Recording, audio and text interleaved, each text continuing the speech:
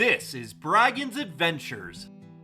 What's going on, everybody? It's Andrew with Braggin's Adventures, and today I want to talk about some of my favorite things to do in San Francisco, California. This is not an all-inclusive list. These are just a few places that I think you should check out. And I'm going to start with Alcatraz. Alcatraz is part of the National Park System, so when you're buying your ticket, that money is going right back into the National Park System. No one's making a profit off of this. And your admission ticket includes the ferry ride both there and back. Plus, there's no limit on how long you can spend there.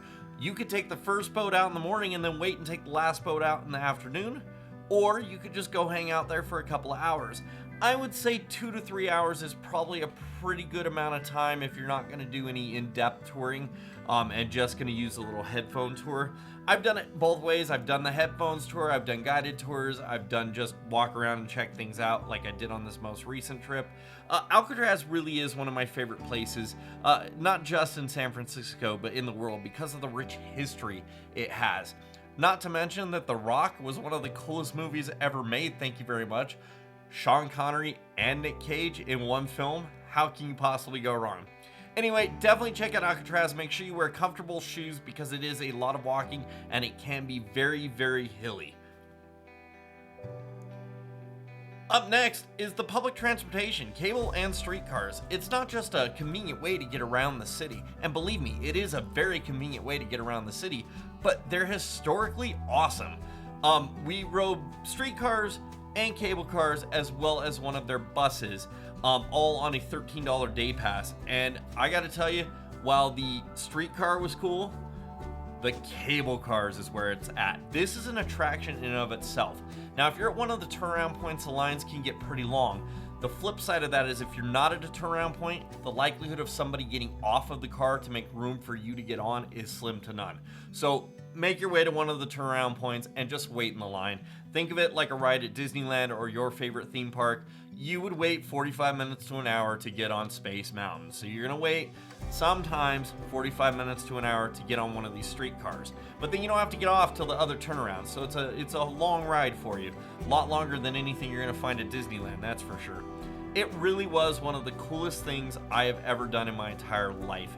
And I've done some pretty cool stuff, but riding on this thing and hanging off the side of it with cars whizzing by was just so neat. What a thrill. I highly recommend it.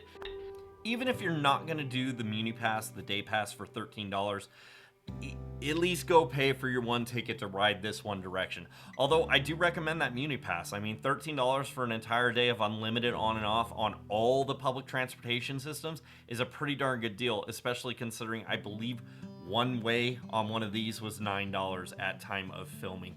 Don't quote me on that though. You're going to want to check out the transportation website to find out pricing for sure as far as when you're going to be there in San Francisco. Would I ride these cable car again? Absolutely, 100% I would ride it again. Would I do it waiting in line for an hour? Probably not. I would try to go in the middle of the day when it's a little less crowded, so I wouldn't have to wait quite as long.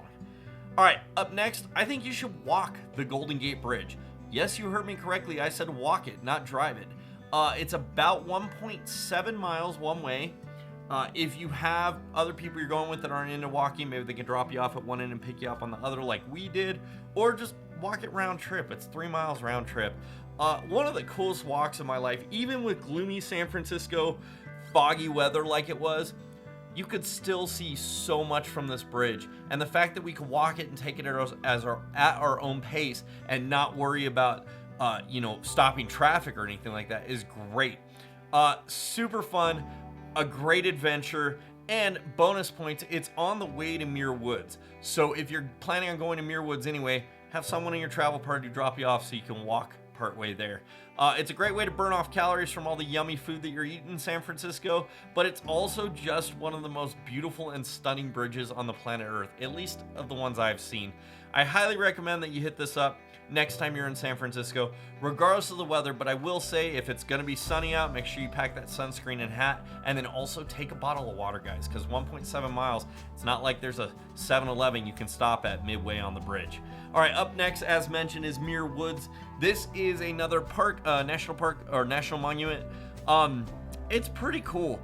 They have a lot of spur trails, but they have this one main boardwalk trail, and if you do that, It's relatively flat the whole way, in and out, and fairly relaxing for the most part. I do just want to mention, I'm not here to tell you how to live your life, but if you're going to go here, please respect the signage that says stay on the trails and don't use your voice. Like, don't be loud. There's a whole section that's considered a cathedral area, and they have signs posted that say, you know, lower your voice, don't talk through this area, appreciate the beauty.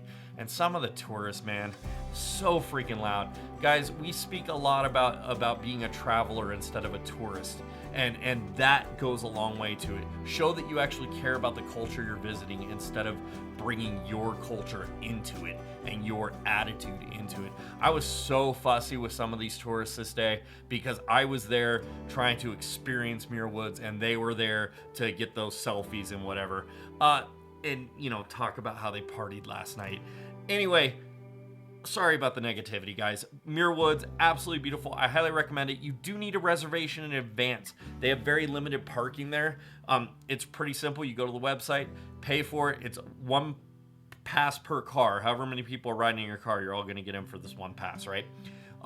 Really, really awesome. I loved Muir Woods, and I was pretty sick this day, but we still huffed and puffed. If we were feeling better, we would have probably done a lot more of the spur trails and the little side trails that there are, and there's some with some incline and whatnot. But that being said, I think we did a pretty good job.